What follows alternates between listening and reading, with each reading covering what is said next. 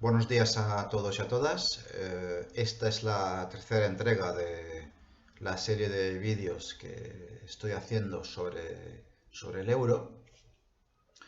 En esta tercera entrega no se va a tratar de la crítica del euro desde la economía convencional o desde la teoría monetaria moderna, sino para hablar de una cosa diferente, muy actual, muy importante, en cierta medida preocupante según cómo se mire, pero de la que nadie habla en España. Este es uno de los motivos por los cuales decidimos abrir el canal. Ese asunto es la crisis del euro. O sea, la crisis del euro que amenaza la existencia misma del euro. Entonces, bueno, el último vídeo, que era la crítica del euro desde la teoría monetaria moderna, duró unos 40 minutos. No puedo prometer que este vídeo sea corto, pero es que, como decía el general de Gaulle, en política, bueno, como en todo, hay que ir al fondo de las cosas. Entonces, eso es lo que vamos a intentar hacer en este vídeo. Vamos a hablar de cuestiones técnicas, pero que no son realmente complejas. Y bueno, pues vamos allá. Entonces, quisiera empezar diciendo que hace 10 meses, en octubre de 2021, un economista francés, un economista soberanista francés, neogaullista, que es Charles-Henri Gallois, que está previsto que lo traigamos a este canal, porque habla español, hizo un vídeo en su canal de YouTube que se titulaba ¿Y si la inflación trajese una explosión de la zona euro?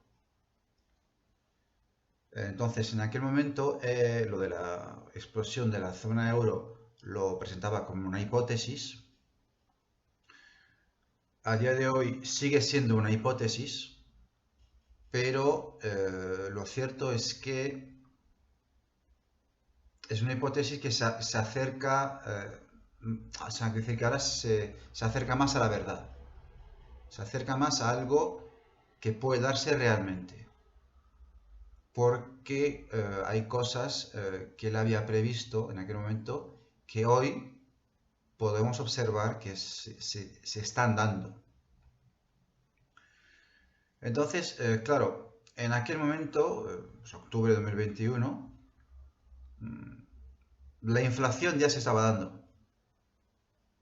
Por lo tanto, la inflación es un fenómeno que es multifactorial, ¿no? ¿De acuerdo? Eh, yo soy de la opinión de que la razón primera de la inflación es la, pues la crisis debida a la pandemia de COVID-19, ¿no? que ha dado lugar a que haya una oferta demasiado baja frente a una demanda que se relanzaba después pues de la parálisis que conocieron pues todos los países del mundo, o casi todos, por las medidas anti-COVID.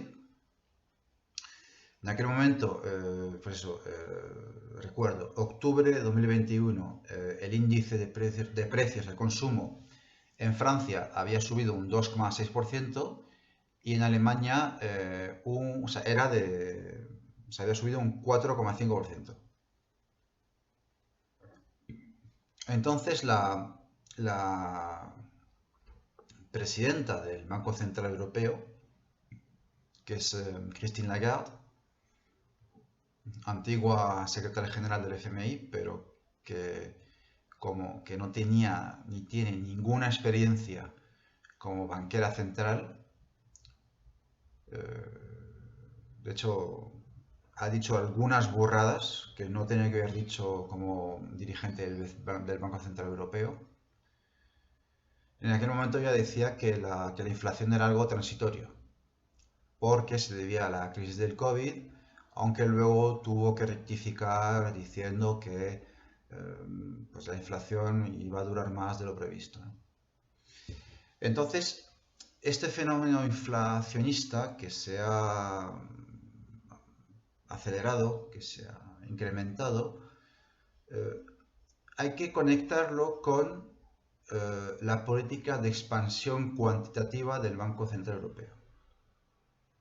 Expansión cuantitativa, que en inglés se llama quantitative easing y que también se puede llamar flexibilización cuantitativa. Entonces, la expansión cuantitativa es una política monetaria utilizada por algunos bancos centrales, es decir, no solamente ocurre en la Unión Europea, sino que también ocurre en Japón, ocurre en Estados Unidos, pues que consiste en crear dinero, aumentar la oferta de dinero, por lo general para comprar activos financieros en los mercados financieros o ya sean acciones de empresas, bonos privados o bonos públicos, ¿no? Y con ello se permite reducir los tipos de interés a largo plazo para supuestamente incentivar el consumo y la inversión. Y en el caso del Banco Central Europeo, aunque en un principio dijeron que era para otro motivo, en el caso de la Unión Europea, bueno, cuando digo Unión Europea me refiero a Eurozona, porque es que la Unión Europea está dividida en dos partes. Está los países que están en la eurozona y los que no están en la eurozona y creo que no van a estar nunca. Entonces, en el caso de la Unión Europea, el objetivo implícito era otro. O sea, porque el objetivo explícito, lo ponía blanco y negro, era hacer subir la inflación, porque en aquel momento, cuando se empezó a hacer, bueno, cuando se anunció oficialmente que se estaba haciendo, que fue en 2015, el objetivo era hacer subir la inflación. Eso era el objetivo explícito. Aunque yo soy de la opinión que el objetivo implícito simplemente es hacer que la prima de riesgo, es decir, pues el tipo de interés de la deuda soberana, de los bonos a 10 años del Estado italiano, del Estado griego, del Estado español, francés, pues que baje. Y así evitar una posible explosión de la zona euro. El por qué hay una relación entre esto y la estabilidad de la zona euro lo explicaré a continuación, lo explicaré después. El cómo la política de expansión cuantitativa consigue hacer bajar los tipos de interés,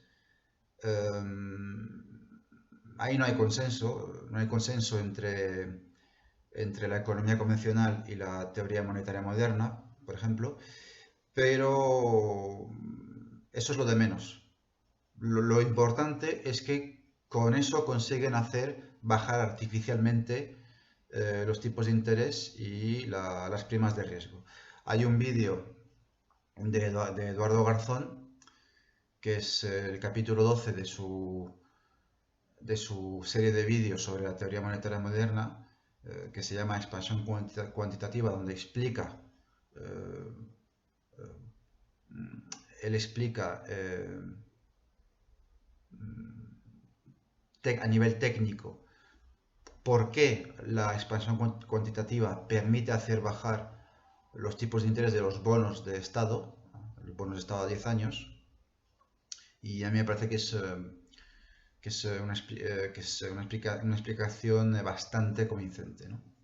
Pondremos el enlace en la descripción del vídeo. Entonces, bueno, pues, como decía, no solamente se hace en la Unión Europea. En Japón lo llevan haciendo desde el año 2001.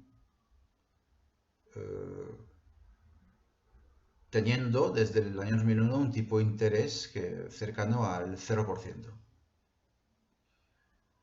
En Estados Unidos lo llevan haciendo desde 2008, es decir, desde la crisis de las hipotecas subprime. Y en la Unión Europea, aunque realmente empezaron a hacerlo desde el año 2009, no han reconocido abiertamente que lo estaban haciendo hasta el año 2015. Entonces, oficialmente empezaron a hacerlo desde el 2015. Entonces, como dije antes, el objetivo explícito en aquel momento, como en aquel momento se decía que el mayor riesgo era la deflación, entonces se dijo, vamos a crear dinero para que el dinero pierda valor y así hacer subir la inflación hasta el límite del 2%, que es, bueno, el típico ejemplo de límite absurdo impuesto por los tratados europeos. Pero la cuestión es esa, es que hay que saber que en realidad la única misión del Banco Central Europeo es controlar la inflación. Ahí se ve claramente la impronta de los preceptos económicos alemanes sobre el Banco Central Europeo, ¿no? Entonces, controlar la inflación y que no supere el 2%. ¿De acuerdo? Entonces, en aquella época se consideraba que la inflación era demasiado baja, se la quería hacer subir hasta el 2%. Importante señalar que esto es en el caso del Banco Central Europeo, porque por lo menos en Estados Unidos la Reserva Federal tiene supuestamente entre sus mandatos, aparte de controlar la inflación, tienen el de crear empleo. Eso el Banco Central Europeo no tiene ninguna obligación de crear empleo. Importante señalarlo, ¿no? Entonces, pues se ha ido creando dinero de la nada, porque eso es lo que dice la teoría monetaria moderna y es la pura realidad. El dinero, como ya no existe el patrón oro, ahora el dinero se crea de la nada, o sea, se crea dándole una tecla a un ordenador. Se pasó en 2011, año 2011, de un balance de 2 billones de euros, estoy diciendo billones con B, es decir, 2 millones de millones. Se pasó en 2021 a 8 billones. ¿De acuerdo? Y, insisto, todo esto se hizo para mantener artificialmente bajos los tipos de interés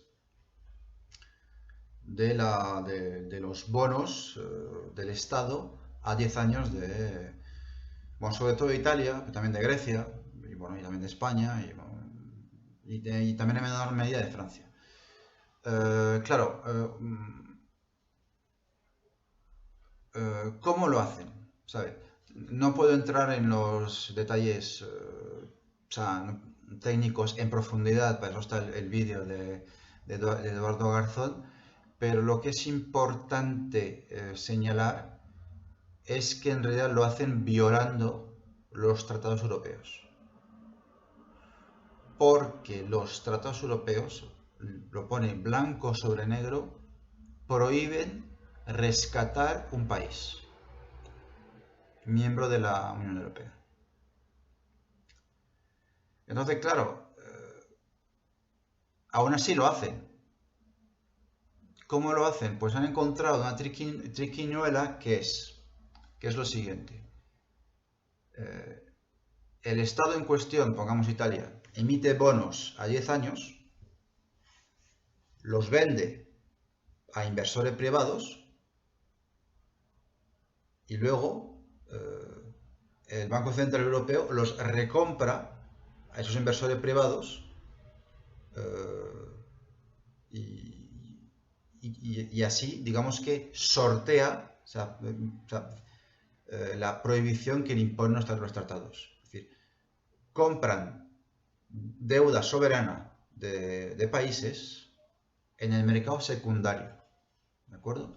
Y así consiguen hacer bajar la prima de riesgo. Prima de riesgo bueno, que es el nombre que se le da al tipo de interés de la deuda soberana de los bonos del Estado a 10 años, que son los que se toman como referencia. Que bueno, la prima de riesgo, si no me equivoco, es la diferencia que hay entre el tipo de interés de la deuda alemana y la de otro país, como Italia, Grecia, España, etcétera, ¿no? Portugal, Francia, lo que se tercie, ¿no? Pero bueno, es decir, entonces, no están violando, el Banco Central Europeo no está violando los tratados europeos sobre en la letra, pero sí en el espíritu, ¿de acuerdo? Entonces, ejemplos de cómo han conseguido hacer bajar la prima de riesgo. Ejemplo, Grecia. Grecia a partir de 2015, porque sabemos que la crisis del euro en Grecia pues, empezó en 2012, el famoso año en que el primer ministro socialdemócrata griego, que sin mal no recuerdo se llamaba Papandreou, quiso someter a referéndum del pueblo griego, o sea, al pueblo griego le quiso someter a referéndum en las condiciones de un rescate a Grecia y pues al final recibió presiones y tuvo que dimitir. Y pues en 2015 estaba ya Syriza, según el Partido Comunista de España, gracias a Syriza íbamos a conocer el fin de la austeridad en Grecia. Y se estaba, pues eso, negociando el tercer rescate a Grecia. La deuda soberana de Grecia en ese momento era de 170%. Recordemos que los criterios de Maastricht supuestamente es no superar el 60% de deuda soberana. Entonces era de 170% y su prima de riesgo era del 35%. Bien, pues en 2021, gracias a la política de expansión cuantitativa, el Banco Central Europeo consiguió que bajara a menos de 1%. Ahí es donde son interesantes ciertas críticas liberales a la Unión Europea, pero liberales de verdad, ¿eh? No liberal europeístas como algunos que conozco, sino liberales de verdad. Por ejemplo, en Francia hay un economista liberal que se llama Charles Gave, que es anti-euro y anti-Unión Europea, porque es que dice a los países que están endeudados no se les hace pagar el tipo de interés que deben pagar. O sea, no se les hace pagar lo que les exigiría el mercado. ¿De acuerdo? No. Su prima de riesgo es resultado de una intervención del Banco Central Europeo. ¿De acuerdo? Por eso hay críticas liberales a la Unión Europea que tienen sentido. Bueno, añadir que en aquella época, en 2015, cuando Alexis Tsipras era primer ministro de Grecia, se filtró que algunos dicen que era Angela Merkel. No era Angela Merkel, era Wolfgang Schäuble, que era el ministro de Finanzas alemán. Y también el ministro de Interior, que se llama Hans-Peter Friedrich, bueno, quisieron expulsar a Grecia de la zona euro para que no tener que participar en su rescate. El por qué no se hizo se debe a dos motivos. Uno es que en los tratados europeos no hay una cláusula jurídica que permita salir del euro. Me explico, solo salir del euro. Es decir, para salir del euro tienes que salir de la Unión Europea.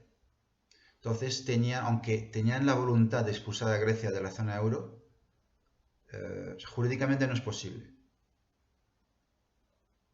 O sea, quiero decir en otras palabras, es posible, pero entonces estás violando los tratados europeos. Y luego el otro motivo es, eso lo he tratado en un artículo que publiqué en 2017 o 2018, que también pondré el enlace en la descripción del vídeo, que es un artículo que se llamaba La Unión Europea, una estratagema china al servicio de los Estados Unidos, que es que básicamente los Estados Unidos intervinieron, es decir, el que era por entonces secretario de Estado para las finanzas, sí, o sea, es que no sé cómo se llama, no sé cuál es el nombre del ministro de Finanzas para en Estados Unidos, pero sí creo que es secretario del Tesoro o algo así. Pero bueno, el caso es que me acuerdo de su nombre, era Timothy Geithner. Él viajó a Alemania, era en julio de 2015, y fue a visitar a Wolfgang Schäuble a su retiro vacacional, a su residencia vacacional ahí en la playa del Mar del Norte. Bueno, no el Mar del Norte, pero el Mar del Norte que está al este de Dinamarca, me refiero, ¿no? Y le convenció de que no expulsara a Grecia de la zona euro porque, bueno, eso ya es geopolítica, eso lo trataré en otro vídeo, pero los Estados Unidos tienen un interés en que el euro permanezca, siga existiendo. Bien, otra cosa que hay que añadir, para que veáis que las cosas son siempre más complicadas de lo que parece. Que es que el euro, que en principio parece que beneficia a Alemania, ¿no? Porque, como he dicho en anteriores vídeos, el euro cotiza por debajo de lo que en condiciones normales sería el Deutschmark, pues permite a Alemania desgajar excedentes comerciales gigantescos. No obstante, el Banco Central Europeo pone problemas para Alemania, o al menos eso es lo que consideran algunos ciudadanos alemanes. Y me explico, porque a diferencia de, por ejemplo, Francia, o a diferencia de...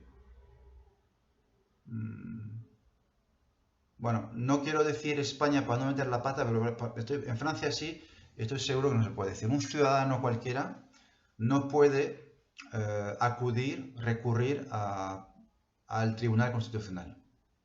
No puede poner una denuncia en el Tribunal Constitucional. En Alemania sí. Así el Tribunal Constitucional de la ciudad de Karlsruhe. Pues en 2020 salió una noticia que había causado mucho revuelo, ¿no? Que algunos como François Asselineau, que fue mi mentor político, se fliparon en exceso y pensaron que eso ya iba a suponer el fin de la explosión del euro. No fue así. Lo que pasa es que unos ciudadanos alemanes pusieron una denuncia o una querella, una demanda, como se llame, al Tribunal de Karlsruhe, que es un tribunal compuesto de jueces que no tiene adscripción política, que tiene un mandato de 10 años, no más, y que son elegidos por las dos cámaras, y que entonces que juzgan, que fallan, o juzgan según criterios jurídicos, estrictamente jurídicos y no de oportunidad política. ¿De acuerdo? Como sí puede pasar en el Tribunal Constitucional de Francia y el de España. Claro, es que en ese momento, en el marco de la expansión cuantitativa, el Banco Central Europeo había lanzado un programa llamado el PSPP, el Public Sector Purchase Program, pues que consistía en comprar deudas por valor de 2.200 millones de euros hasta diciembre de 2018. Entonces, esto enerva bastante a ciudadanos, a algunos ciudadanos alemanes, porque, primero, el Banco Central Europeo eh, no justifica sus compras, o eso es lo que denuncian. Entonces, lo que denuncian es pues que compra masivamente deuda soberana y sin justificar sus compras. Segundo, teóricamente no se puede comprar más del 33% de las deudas de un Estado. Sin embargo, eso no está ocurriendo.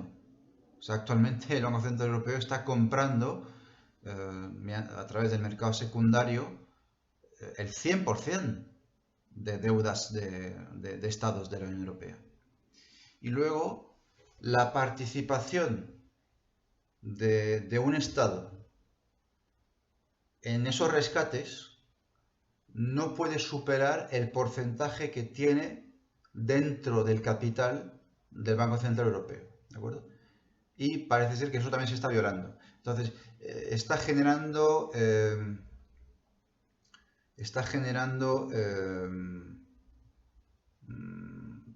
esta política del Banco Central Europeo está generando crispación en la propia Alemania, ¿de acuerdo? Entonces ahora no me acuerdo muy bien cuál fue la decisión del Tribunal Constitucional de Karlsruhe, pero eh,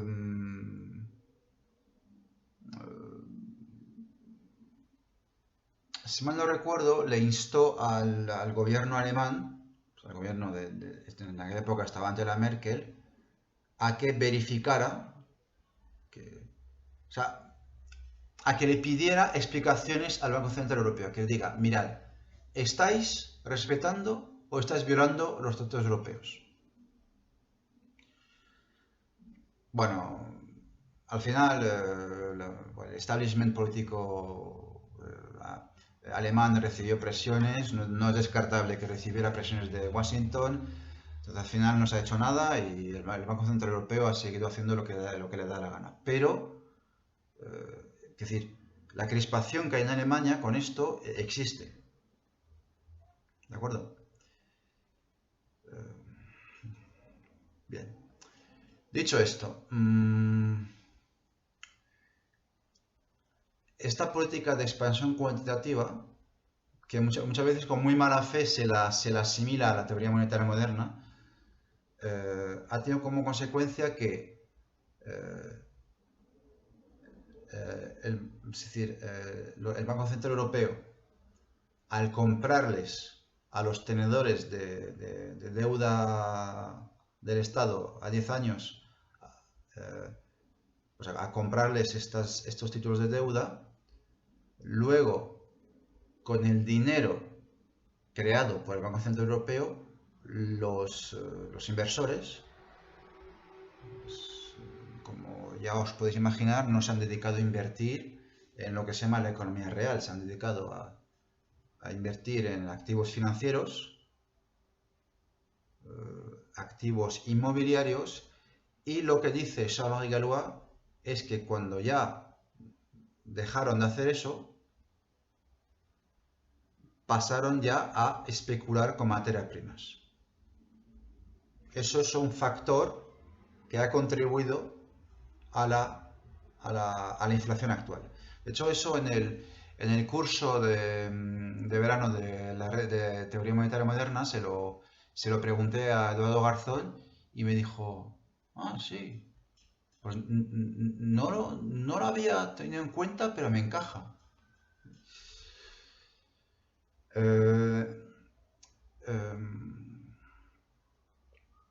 Entonces, volviendo al vídeo que hizo Jean-Henri Galois en octubre de 2021, decía que esta inflación actual, que se debe a muchos motivos. De hecho, vamos a verlo rápidamente. Bueno, primero la crisis del COVID. Pues, demasiada oferta para poca... No, al revés, demasiada demanda para poca oferta que hay. O sea, lo que se llama un cuello de botella. Las sanciones contra Rusia, absurdas. O sea, bueno, al final los que han sido perjudicados han sido los europeos, no han sido los rusos. Bueno, los rusos también son europeos, pero entendámonos, ¿no? Yo cuando hablo de europeos hablo de europeístas, ¿no? La depreciación del euro con respecto al dólar, luego el mercado europeo de energía eléctrica eh, que decir, eso se lo preguntaré a Sharon Ayalúa cuando lo traigamos al canal, que básicamente la Unión Europea odia los monopolios estatales de energía. Entonces, lo que le gusta es construir artificialmente oligopolios donde haya una competencia entre varios suministradores de servicios públicos, en este caso energía eléctrica, ¿no? Eso es lo que están haciendo con la gran empresa EDF, que significa Electricidad de Francia. Pues la Unión Europea le está haciendo competir con otros actores privados, y eso hace subir artificialmente sus precios. Eso es una consecuencia directa de una variante del liberalismo que se llama el ordoliberalismo. A ver si un día podemos hacer un vídeo sobre eso. Bueno, luego refinerías que han cerrado por falta de suministro, luego el hecho de que el petróleo ruso, bueno, pues se ha prohibido la importación de petróleo ruso. Pues gran problema para Rusia. Lo vende a Turquía, lo vende a Arabia Saudita, lo vende a la India, y luego ellos lo revenden por el triple de su precio original. Como dije, la especulación sobre materias primas que permite la expansión cuantitativa. Entonces, bueno, pues todo esto son causantes de la inflación. Entonces, en aquel momento, recuerdo, es octubre de 2021, los niveles de deuda pública pues habían explotado. Mira Grecia, por ejemplo. Grecia, o sea, para que veáis que las políticas de austeridad de la Unión Europea es que no funcionan, o sea, no funcionan. En 2021, si dije que en 2015 la deuda soberana de Grecia era 170% del PIB, en 2021 era 207%. 207%. Italia 156%, España 123% del PIB y Francia 115%.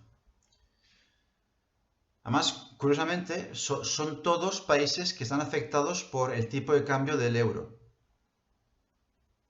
Es decir, a estos países se les prohíbe la devaluación de la moneda para recuperar competitividad, y al mismo tiempo se les castiga por el déficit público que tienen. Es decir, porque el déficit público, como expliqué en el anterior vídeo, es la diferencia entre el dinero que el Estado genera y el que recauda, ¿no?, a través de impuestos, ¿no?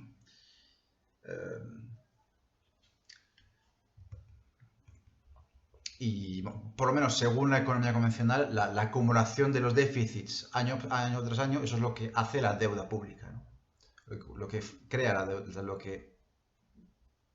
sea, todo eso acumulado, déficit tras déficit, año tras año, eso es lo que constituye la deuda pública, ¿no? Entonces eso es la contradicción, ¿no? Que es que se les impone el euro, pero al mismo tiempo se les reprocha los niveles de deuda pública que alcanzan, y se les impone políticas de austeridad. Bueno. También está el ejemplo de Francia, recuerdo, sigo en 2021. Ahora vamos a ir al año 2022, pero estoy hablando del vídeo que hizo Sharon Ayalúa en 2021, que la verdad es que lo clavó bastante. Es un tipo muy serio, la verdad es que no suele decir tonterías. En 2021, la carga de la deuda, es decir, o sea, lo que son solamente los tipos de interés, para Francia al año eran 38.000 millones de euros. Entonces él decía que basta con que el tipo de interés suba un 1%, eso a horizonte de 10 años supone un aumento de 30.000 millones, lo cual es insostenible. Entonces, pues en ese momento se estaba viendo que después de que haya bajado, pues en 2021 la prima de riesgo en Francia, en Grecia, en España, en Italia, de nuevo estaba subiendo. Bien, ahora hablemos voy a hablar de nuevo de la inflación, pero ahora vamos a ponernos en el contexto actual, bueno, más o menos actual, mayo de 2022, pues hay de media en la zona euro había una inflación del 8,1%, había una inflación del 5,8% en Francia, del 7,8% en Alemania. Eso es brutal, porque se sabe que a los alemanes les produce puro pánico la inflación, ¿no? Por motivos históricos. Luego Estonia tiene una inflación del 20,1%, Grecia 10,7%. ¿Y por qué cuento esto y por qué lo cuenta él también en intervenciones televisivas en las que él ha aparecido? Es que eso ya va a dificultar enormemente primero que el Banco Central Europeo pueda seguir con la política de expansión cuantitativa y que esa expansión cuantitativa logre hacer bajar las primas de riesgo.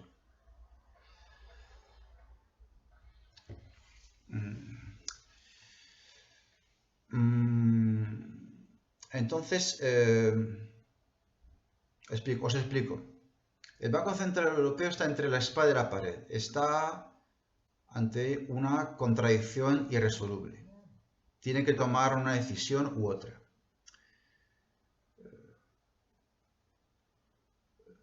Se puede debatir sobre si la creación monetaria es generadora de inflación. Bueno, yo no dudo que lo sea, pero la cuestión es a partir de cuándo y en qué condiciones, ¿no? Un economista neoliberal pues, no va a decir lo mismo que un partidario de la teoría monetaria moderna, pero es que eso es irrelevante.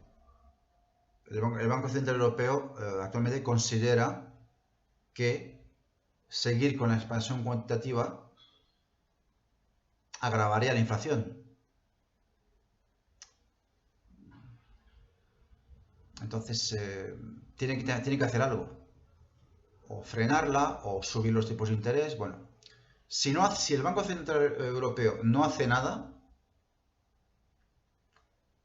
sigue como lo ha hecho hasta, bueno,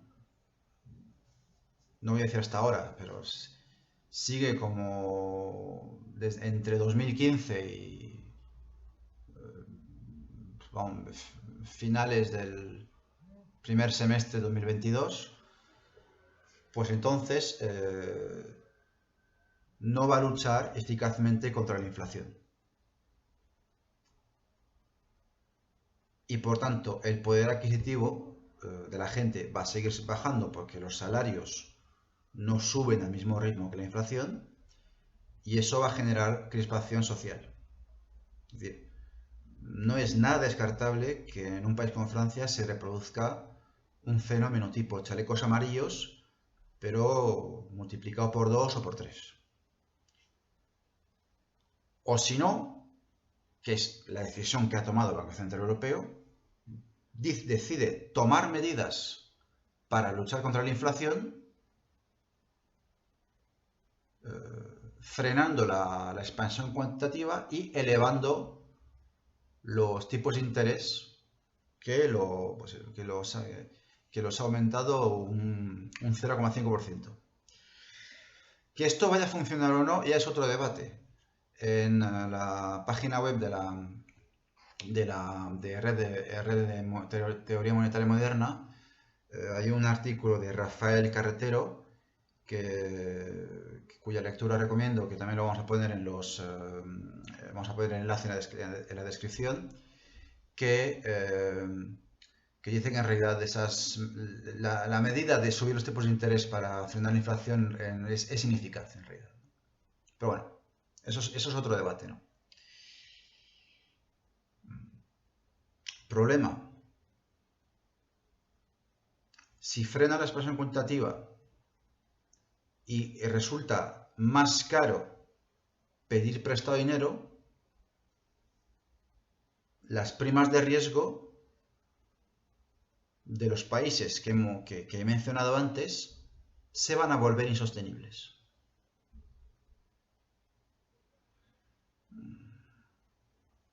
Y entonces,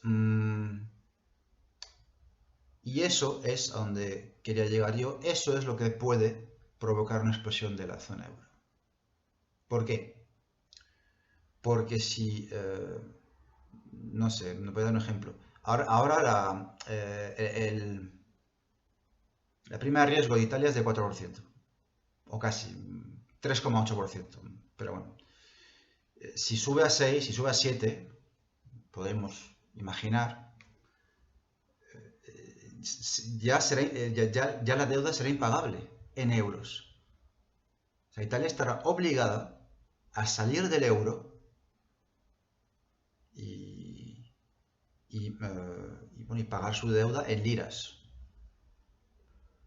Que incluso, mirad, los soberanistas franceses, ellos dicen, una ventaja de salir del euro es que, bueno, primero que hay una parte de la deuda francesa que la tiene el Banco Central, el Banco de Francia, el Banco Central de Francia. O sea, se puede anular así, haciendo una cruz con un bolígrafo se puede anular.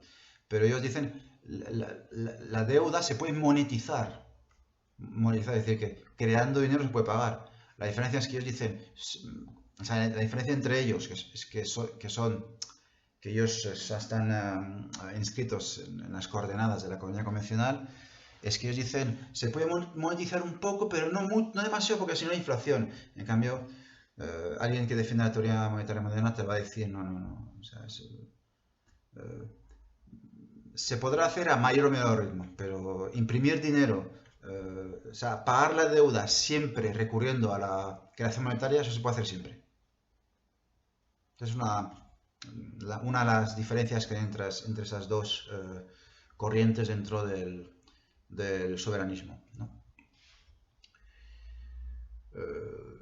De hecho, una cosa que se me olvidaba decir, algunos especialistas, bueno, el propio Sharon Egalua dicen, en realidad Alemania, aunque se ha estado beneficiando del euro durante décadas, bueno, 2 décadas, algo más, ellos en realidad no les importaría,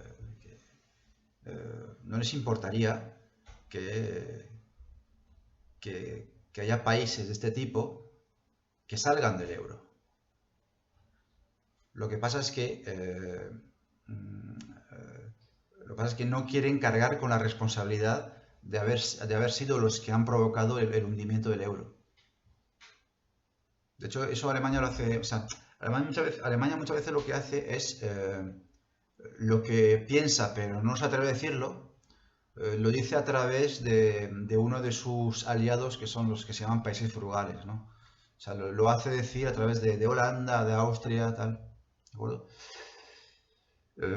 Esa tesis, por cierto, es defendida también por el historiador Carles Sirera, bueno, vamos a intentar traerle al canal también.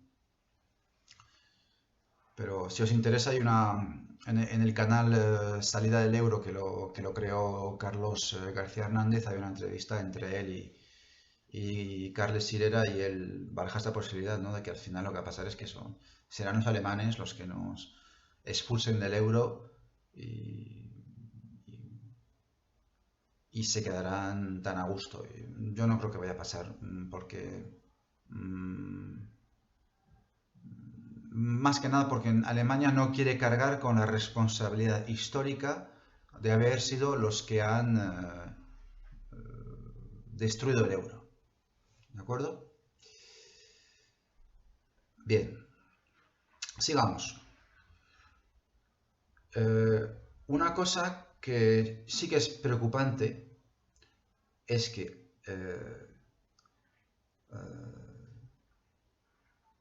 antes de que el Banco Central Europeo o la Comisión Europea, bueno, en general, el establishment europeísta, se resigne a que un país como Italia salga del euro y recupere la lira, no es descartable que para evitar eso, para que ellos puedan seguir pagando la deuda, impongan, bueno, a Italia, y no solamente a Italia, sino a los países que he mencionado, un escenario a la griega. Es decir, una hiperausteridad que al igual que Grecia, que los convierta en países de tercer mundo, ¿de acuerdo? Ahora bien, que eso se vaya a aceptar, o sea, eso que los pueblos de Italia, de Francia, lo vayan a aceptar, eso ya, bueno, habrá que verlo, ¿no?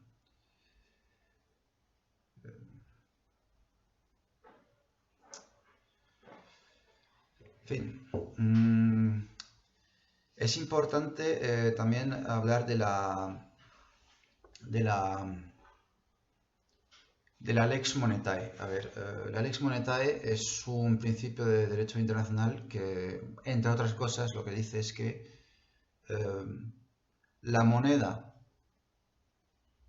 o sea, si tú estás endeudado en una moneda en un país determinado, la moneda con la cual tienes que devolver esa deuda es la moneda que tenga curso legal en ese país. ¿De acuerdo? Y de hecho esto es lo que explica por qué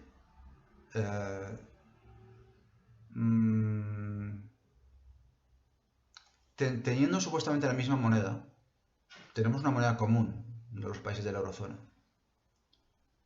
Claro, importante, es una moneda común, no una moneda única. Eso, por ejemplo, Stuart Medina me dice que es un debate ontológico que no tiene ninguna utilidad. Hay un economista suizo que se llama Álvaro Cencini que en cambio sí le da mucha importancia. Yo creo que tiene importancia porque si el euro fuese una moneda única, entonces el sueño de Pablo Iglesias, que es la mutualización de las deudas, pues sería una realidad. ¿Qué significa la mutualización de las deudas? Significa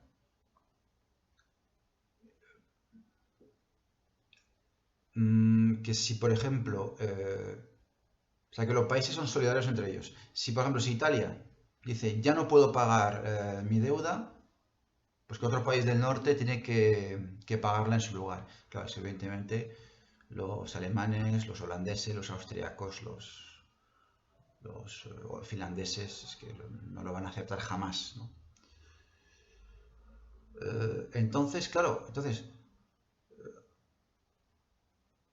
en 2012, más me acuerdo de la fecha, fue el 26 de julio de 2012, un periodista le preguntó a Mario Draghi, si tenemos la misma moneda, ¿cómo es posible que haya primas de riesgo? O sea, ¿cómo es posible que haya tipos de interés distintos? Es una buena pregunta.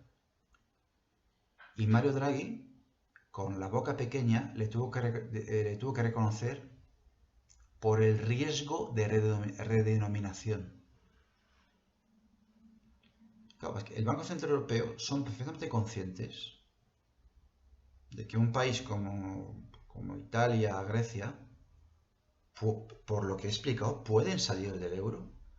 Y entonces, Grecia, en lugar de tener que devolver su deuda en euros, aunque no tengo seguro, ahora mismo si Grecia se endeudó en derecho internacional, lo cual le permitiría beneficiarse de la Lex Monetae, o si se endeudó en un derecho de otro país. Pero bueno, vamos a suponer que es el caso. Vamos a suponer que es el caso.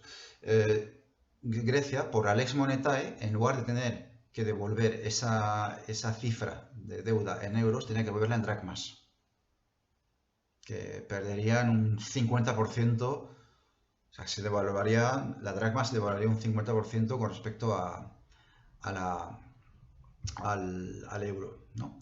Entonces, por eso los mercados financieros incorporan eso en sus cálculos y ponen primas de riesgo diferentes según los países. ¿De acuerdo? Esta es una explicación de por qué no hace tanto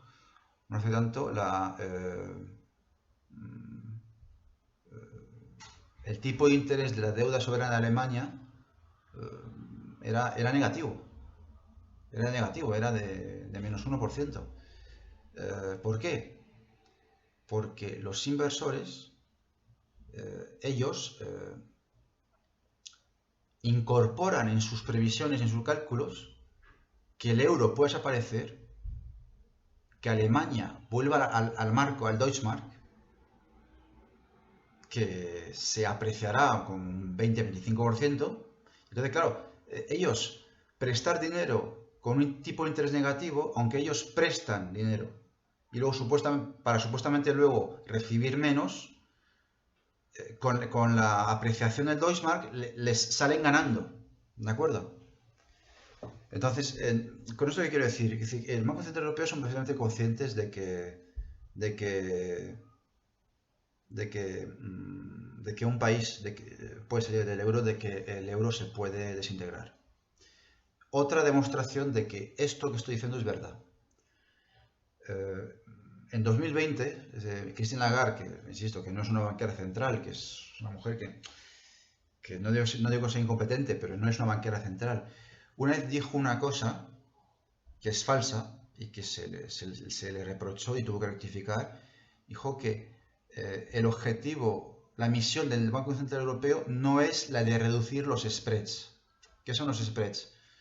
Los spreads son las distancias, o sea, son las primas de riesgo, son las distancias entre el tipo de interés de la deuda soberana de Alemania y el de Italia, Francia, Grecia. Ella dijo eso. O sea, el Banco Central Europeo no tiene como misión reducir los spreads y dijeron, no, perdona, sí es su misión. Sí, sí es su misión. ¿Por qué? Porque ellos saben que el euro está en peligro. Saben que el euro está en peligro y tienen que hacer lo posible, por motivos yo creo que son ideológicos, no son económicos, son ideológicos, tienen que hacer lo posible por hacer que esas disparidades se reduzcan al mínimo. ¿De acuerdo? Bien, pues a ver un momento, estoy leyendo mi guión.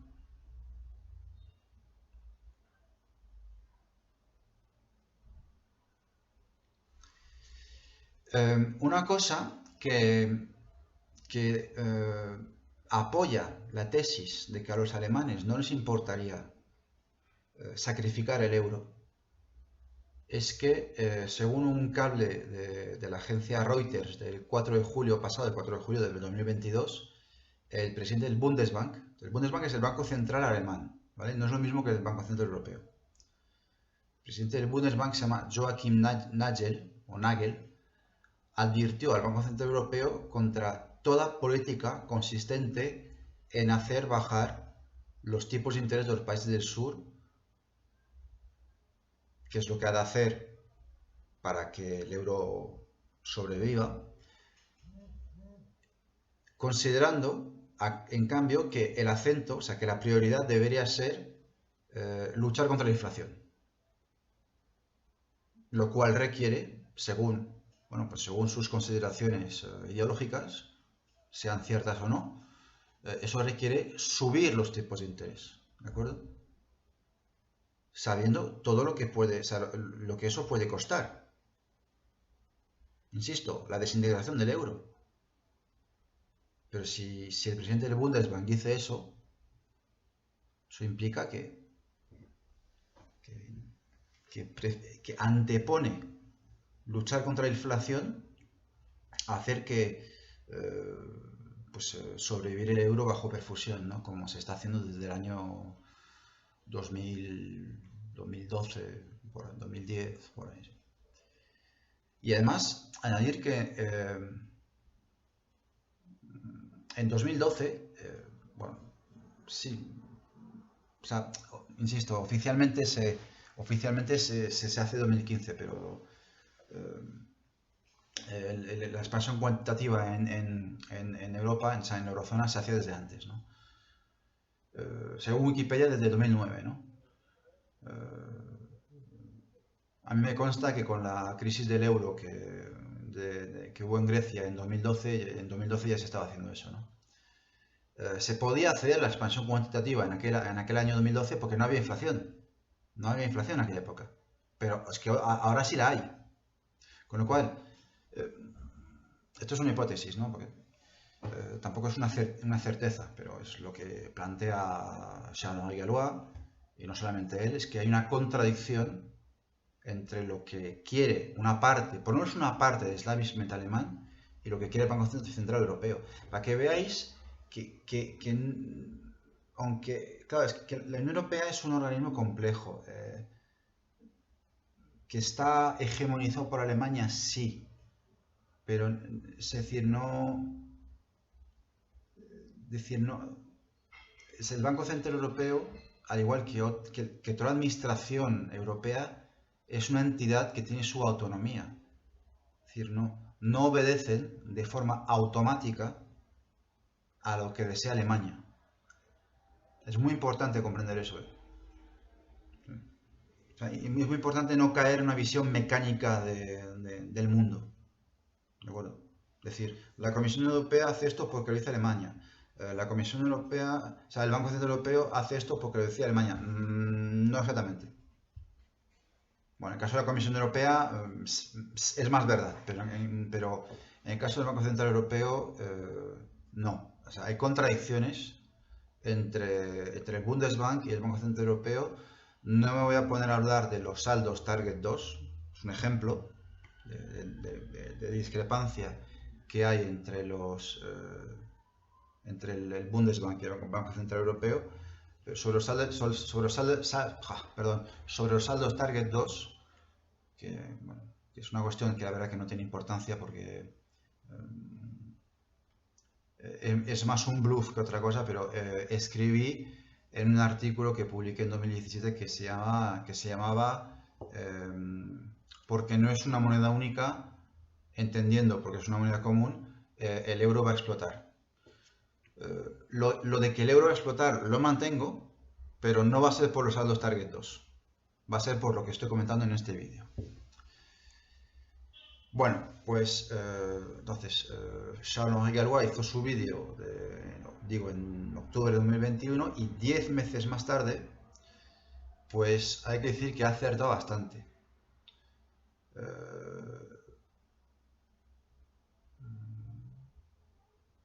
Bueno, el balance del Banco Central Europeo ha seguido aumentando. Un dato. Bueno, ese dato ya lo di. Sí que de 2 billones en 2012 en 2022 ha pasado a 8,8 billones. A modo de comparación, el balance de la Fed, o sea, el Banco Central de Estados Unidos, el balance de la Reserva Federal con respecto al PIB de Estados Unidos es el 36%. En el caso del Banco Central Europeo es el 81% del PIB de la zona euro. Las primas de riesgo han empezado a divergir. O sea, bueno, ya habían empezado, pero desde que Jean-Henri Galois hizo su vídeo en octubre de 2021, han divergido todavía más. El tipo de interés de la deuda italiana, como ya comenté, ha subido al 4%, cosa que no ocurría desde el año 2013. Eso a medio y largo plazo es insostenible.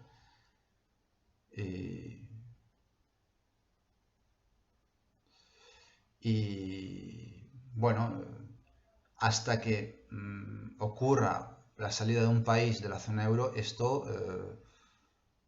a lo que va a dar lugar con casi total seguridad es lo de siempre, las políticas de austeridad, las, la congelación de los salarios de los funcionarios, ampliar la edad de jubilación como lo van a hacer ahora en Francia, que la van a ampliar a los 65 años, privatizar las pensiones públicas como ha hecho aquí en España el gobierno más progresista del universo conocido, con la famosa ley Escrivá, privatizar las prestaciones por desempleo, que es lo que quieren hacer, que es lo que la Comisión Europea quiere hacer en Francia. Bueno, en fin, pues todo esto pues, bajo el pretexto de poder pagar la deuda, ¿no?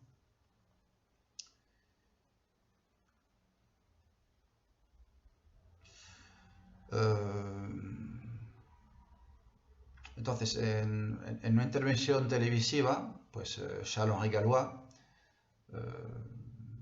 hace unos pocos meses, hará unos no sé, 4 o 5 meses, dijo, si quieren luchar contra la inflación, salvo los europeístas, deberían detener la expansión cuantitativa. El problema es que si hacen eso, pues van a subir las primas de riesgo. Y ahí daba más datos. Por ejemplo, Francia. Francia en 2020 los bonos los bonos de Estado a 10 años tenían un tipo de interés negativo. Ahora han subido a 2,24%, cosa que no ocurría desde el año 2014.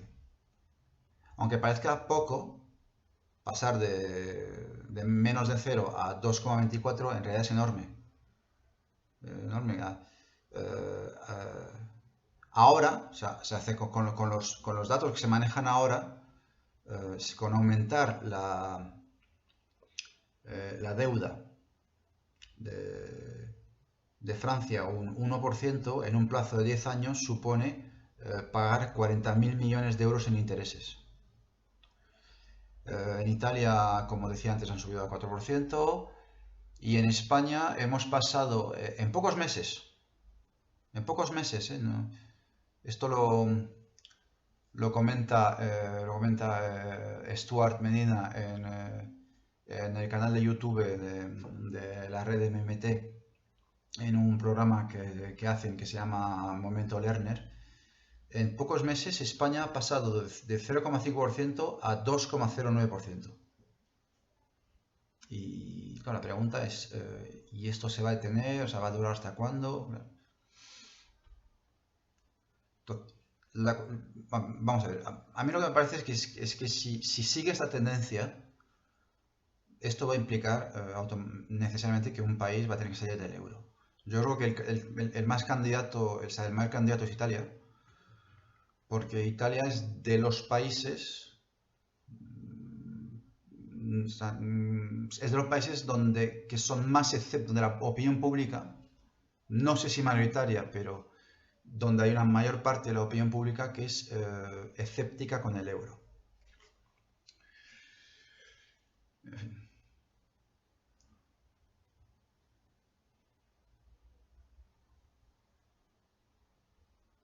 Un momento, por favor, porque estoy leyendo mi guión y hay cosas que están escritas, pero ya les he dicho en realidad.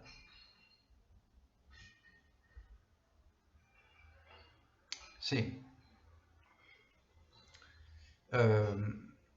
Una cosa importante que tiene que ver con lo que me comentaba antes de los spreads, ¿no?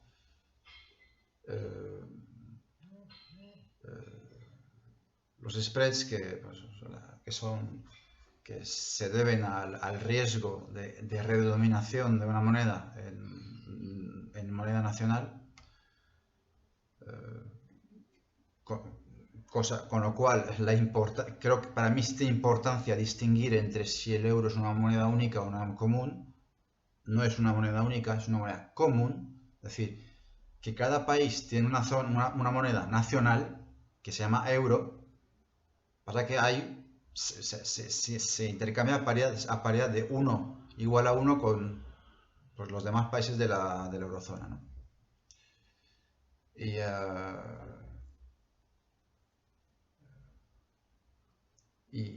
y cotiza, o sea, con respecto al dólar, ahora vale menos que el dólar, pero en cambio la deuda soberana de un país de eurozona puede ser diferente a la de otro país. Esto es lo que comentaba Carlos García Hernández en la última entrevista que le hice. Es que el gran problema de la Unión Europea es que han hecho un sector privado con 27 sectores públicos. Entonces, al principio de la zona euro, pues, año 99, porque es que hay que insistir que el euro nace en 99, como ya he dicho, no nace en 2002 cuando aparece bajo forma fiduciaria, es decir, bajo forma de billetes, para los intercambios bancarios y para los intercambios bancarios y comerciales ya existía desde el 99, pues al principio los tipos de interés de las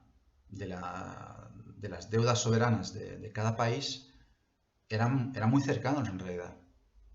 Por ejemplo, año 2007, es decir, antes de la crisis de las hipotecas subprime, los mercados financieros pedían una remuneración del 4% sobre las obligaciones a 10 años, o sea, las obligaciones de Estado a 10 años emitidas por Alemania. 4%, pues para las griegas, para los bonos de Estado griegos, pedían una remuneración de 4,27%. Lo que pasa es que luego llegó la crisis 2008 y luego llegó la crisis del euro en Grecia de los años 2010, 2012. Y entonces los mercados financieros ahí se dieron cuenta de que les habían contado historias. Se dieron cuenta de que no, es que no es una moneda única. Es una moneda común. Es decir, que el tipo de interés cambia según el país. O sea, por lo menos puede variar según el país. ¿De acuerdo? Y eso explica por qué, pues, quiero decir, a menos que lo evite el Banco Central Europeo, que insisto que lo va a tener cada vez más difícil para evitarlo, pues los inversores, evidentemente, pues si Grecia va a salir del euro y va a volver a la dracma, pues va a pedir un tipo de interés a Grecia mucho más elevado del que exigiría Alemania en caso de que Alemania saliera del euro. ¿Se entiende esto, no? Entonces los spreads, es decir, las disparidades entre tipos de interés, ellos los miran con lupa. Los miran con lupa porque anticipan una explosión de la zona euro. Mira, un ejemplo clarísimo. No tengo apuntado las cifras, pero no tiene importancia. La inflación en Alemania es superior a la inflación que hay en Italia. ¿De acuerdo? Mira, sí. En Italia no la tengo.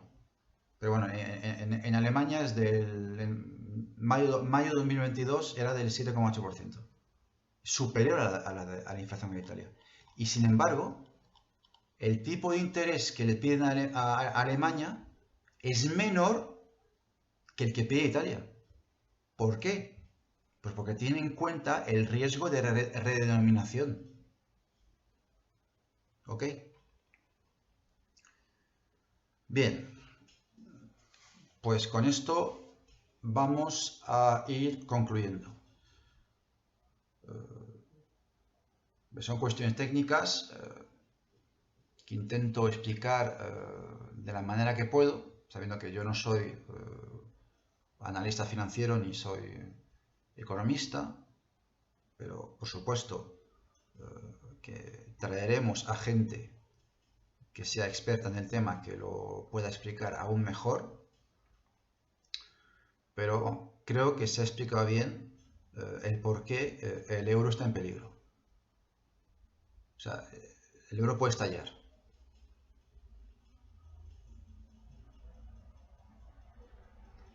¿Cuándo ocurrirá eso?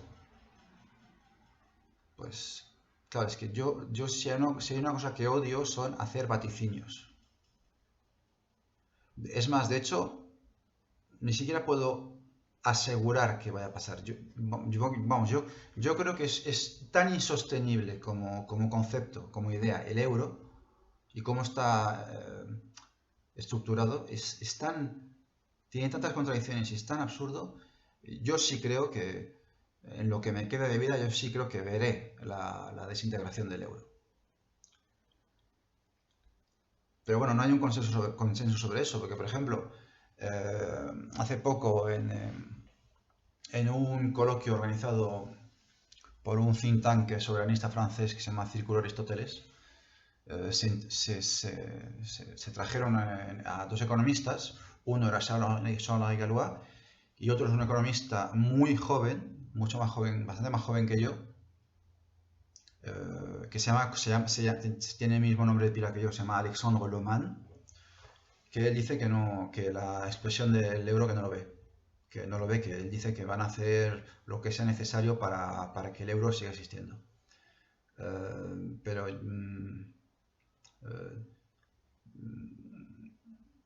yo tiendo a creer más a los que dicen que el euro va a explotar.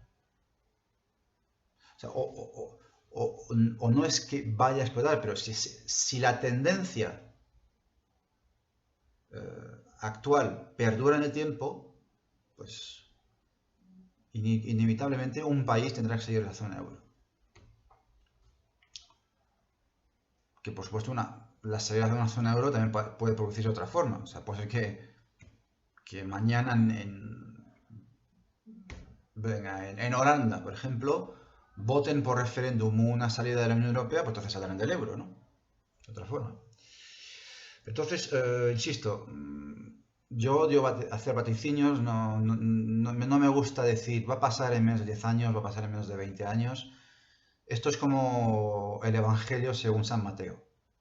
Es decir, nadie sabe el día ni la hora, pero creo que es algo que muchos de nosotros y muchos de los que veis este vídeo lo verán durante su vida.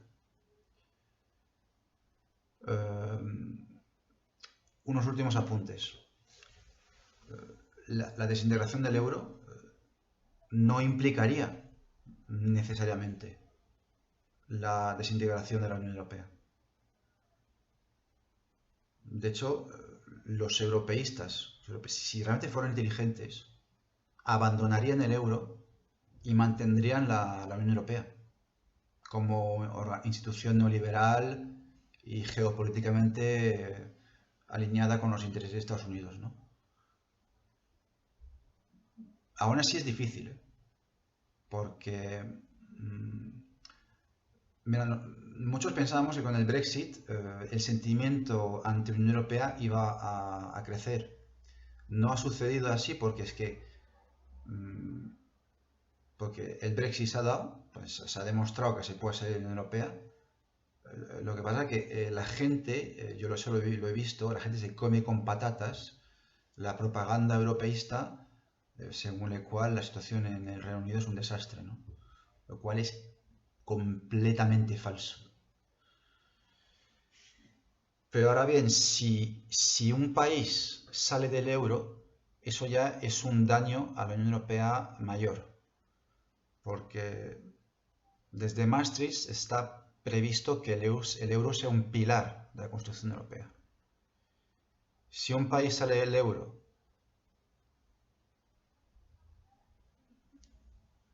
primero es muy posible que esto sea como un efecto dominó, que luego otros países salgan, Pues si ese país sale del euro y demuestra que se puede vivir con una moneda nacional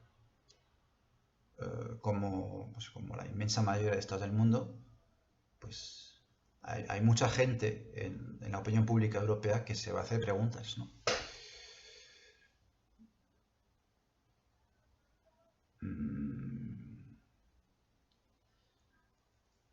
Pero bueno, insisto en que si son listos y saben hacer las cosas, si tratan de hacer lo que se dice en inglés un damage control, ¿no? Control de los daños, yo no sé si va a pasar, lo veo difícil, pero una Unión Europea que no tenga euro es posible. Ha existido durante 7 años.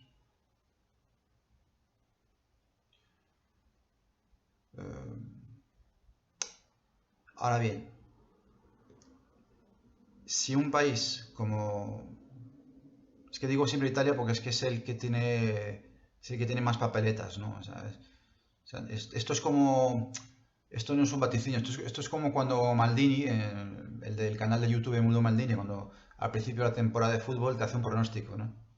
Te dice, ¿quién es favorito para ganar la liga? Pues eso no es una predicción, eso es un pronóstico, no es lo mismo. Entonces, claro, yo digo Italia porque es el país que tiene más papeletas para salir del euro, ¿no? Eh, para Italia sería bueno. Eh, pues sí, a largo plazo sí, sería bueno, sí.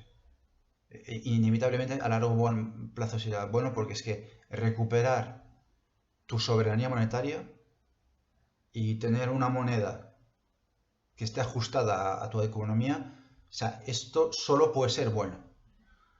Ahora,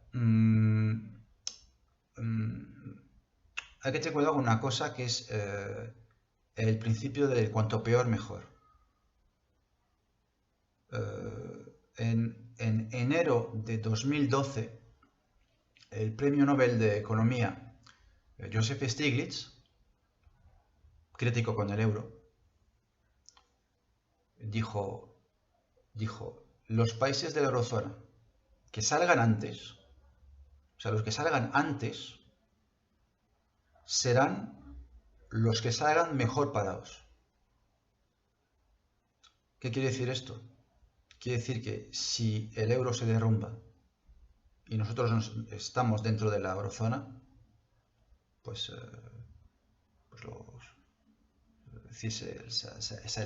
el edificio se nos puede caer encima. Entonces, claro, ahí ya no sé, yo no soy economista, no sé qué consecuencias negativas puede tener, pero es una cosa que tenemos que estudiar y yo solo voy a preguntar.